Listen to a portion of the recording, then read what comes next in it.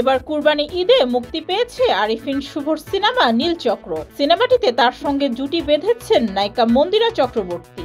দুজনের এই জুটি বেশ পছন্দ করেছেন দর্শকরা। এখন বাস্তবেও শুভ ও মন্দিরাকে বিয়ে করার পরামর্শ দিয়েছেন অনেক দর্শক। দুজনের বিয়ে হোক এমনটাই চাওয়া ভক্তদের। সম্প্রতি মন্দিরা নিজের মুখে জানালেন ভক্তদের এমন আবদারের কথা।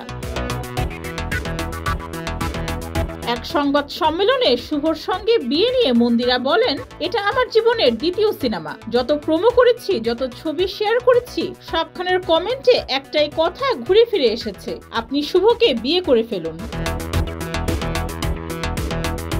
দর্শকদের এমন ভাবনায় বেশ অবাক হয়েছেন মন্দিরা নিজেও। মন্দিরা বলেন, প্রত্যেকটি পোস্টে এমন মন্তব্য দেখে ভেবেই পাই না দর্শক কি সত্যিই চাইছেন আমি ও শুভ বিয়ে করি। আমাদের জুটিকে তারা এতটাই ভালোবেসেছেন যে ব্যক্তিগত জীবনেও এক হতে দেখার স্বপ্ন দেখছেন। তবে এমনটা হওয়ার নয় বলে জানিয়েছেন মন্দিরা। তিনি বলেন, শুভ ভাই একজন অসাধারণ শিল্পী, আমি তার অভিনয়ের দিকে তাকিয়ে থাকতাম, কিন্তু বাস্তবে শুভ ভাইকে বিয়ে করা সম্ভব নয়।